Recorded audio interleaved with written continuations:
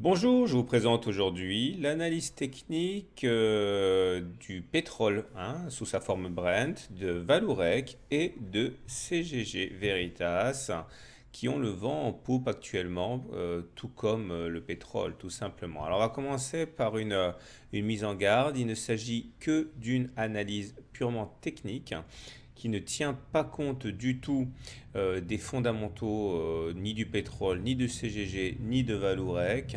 Toute décision d'achat ou de vente doit intervenir après une étude approfondie des fondamentaux. Cette analyse-là n'a qu'à vocation à optimiser les points d'entrée et les points de sortie. Alors donc on va commencer par une analyse de moyen terme du pétrole. Chaque bougie ici correspond à une semaine de cotation. On a tendance à suivre la moyenne mobile à 30 semaines car elle indique le changement de tendance. Lorsqu'on est en dessous d'une moyenne mobile à 30 semaines qui descend, on dit qu'on est en tendance baissière. Et lorsque l'on passe au-dessus d'une moyenne mobile à 30 semaines qui monte, on est en tendance haussière. Comme vous pouvez le voir, le côté positif de la situation, c'est qu'on est passé au-dessus de cette moyenne mobile à 30 semaines depuis maintenant 3 semaines.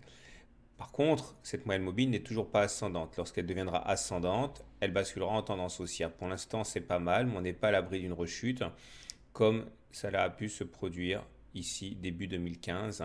Donc, idéalement, il faut vraiment que cette moyenne mobile se retourne à la hausse pour qu'on ait une inversion de tendance sur le moyen terme concernant le pétrole Brent. Alors maintenant, on a cette confirmation de la part d'une autre théorie, la théorie de Do, qui observe les pics et les creux consécutifs. Vous voyez, les pics sont toujours descendants et les creux également sont toujours descendants. Ça nous vaut d'être en tendance non seulement au regard de Weinstein, mais aussi maintenant au regard de la théorie de Do. Alors, vous l'aurez compris, il faudrait passer au-dessus de ce niveau-là, le précédent pic ici, pour avoir des pics qui deviendraient ascendants. Pour l'instant, on est juste en dessous. On va descendre d'une unité, on est maintenant en unité jour, c'est-à-dire que chaque bougie correspond à une journée de cotation. Et là, on va utiliser une méthode différente. On va utiliser l'Ishimoku pour voir pourquoi on est face à une résistance. Le plus important à comprendre, c'est que même en unité jour, la tendance est haussière. Elle est haussière parce qu'on est au-dessus du nuage. Le nuage, c'est la zone qui est un petit peu colorée. Lorsque les cours sont au-dessus du nuage et que la lagging span, la courbe bleue ici, est au-dessus des cours, on est en tendance haussière. Maintenant, il faut également comprendre que l'Ishimoku nous donne les prochaines résistances, les résistances auxquelles on est confronté.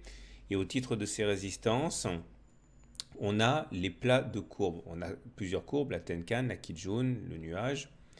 Et vous voyez, lorsque le nuage, ici c'est la SSB, fait un plat en orange, et bien par prolongement, cela nous donne une résistance. Et c'est pour ça qu'on a buté 2 séances de suite sur ces niveaux. C'est parce que on doit d'abord s'affranchir de ces 48 $ pour espérer aller plus haut. À noter que si on arrivait à transpercer ces 48, eh bien, vous l'aurez compris, l'objectif de référence, je ne vois rien qui pourrait nous empêcher a priori d'aller chercher les 53. Ici, c'est le niveau de résistance qui nous a bloqué ici ou encore là. Alors, 48, puis, si on a de la chance, 53. On va passer maintenant donc à l'analyse de Valourec et de CGG.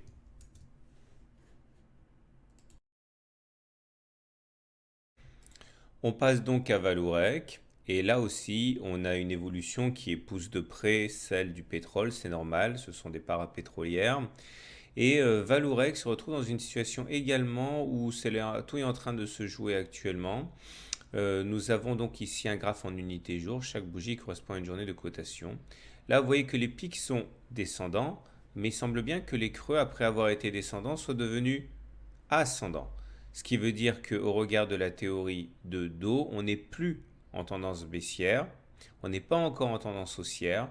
Il faudrait donc, vous l'aurez compris, là aussi passer ce précédent sommet à un peu plus de 5 € pour avoir à la fois des creux ascendants et des pics ascendants et basculer en tendance haussière sur l'unité de temps journalière. Alors le bonus, ce serait que si on devait casser effectivement ce niveau des 5 € à peu près, on aurait une activation d'une figure en tasse avec anse.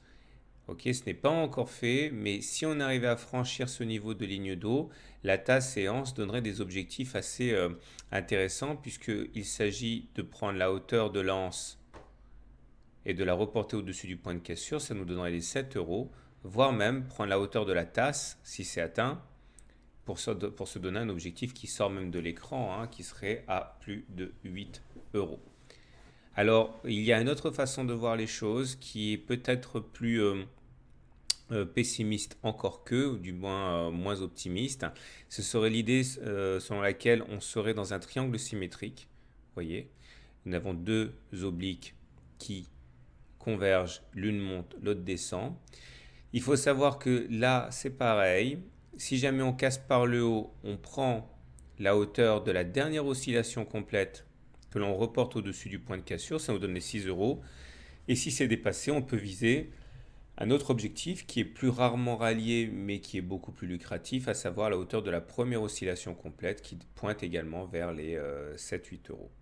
Alors attention parce que en cas d'attaque baissière féroce, il faudrait s'attendre, parce que là on n'a pas encore réussi à s'extraire de la zone. Vous voyez, il faut au moins avoir une bougie de confirmation. Il y a eu des tentatives là, mais on a réintégré tout de suite, ou encore avant-hier, mais on n'a pas réussi à tenir la distance.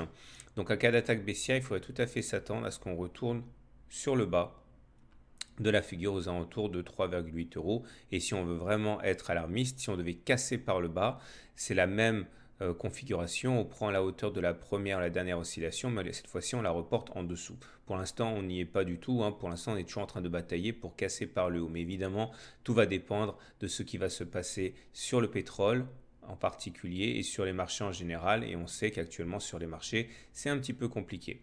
On va terminer avec CGG Veritas, qui lui aussi est dans une situation complètement comparable, hein, avec maintenant des pics qui sont devenus, qui sont toujours descendants, mais des creux qui semblent être ascendants. Il s'agit donc pour le coup de réussir à franchir le précédent pic, qui est donc ici, pour se mettre en situation de tendance haussière. Pour l'instant, on n'y est pas, même si on n'est pas très très loin. Là, au niveau chartiste, je vous propose une figure assez voisine, hein, un triangle symétrique, mais c'est intéressant parce que sur CGG Veritas, on voit que la cassure a déjà eu lieu. Donc CGG, en ce sens, a un coup d'avance sur Vallourec. Vous aurez compris comment on calcule les objectifs. Hein. Il s'agit de prendre la hauteur de la première oscillation et la hauteur de la dernière oscillation et de le reporter au-dessus du point de cassure. Donc ça voudrait dire aller viser les 0,2, les 0,678, donc pardon, les 1,2 ou les 1,3 par là. Maintenant, il me reste à vous rappeler encore une fois qu'il ne s'agit que d'une analyse purement technique qui ne tient pas compte des fondamentaux et il est impératif d'avoir une idée claire de ce que vaut une action avant de passer à l'achat ou à la vente. Voilà. Je vous souhaite une bonne journée, de bons trades et à très bientôt pour une autre analyse technique.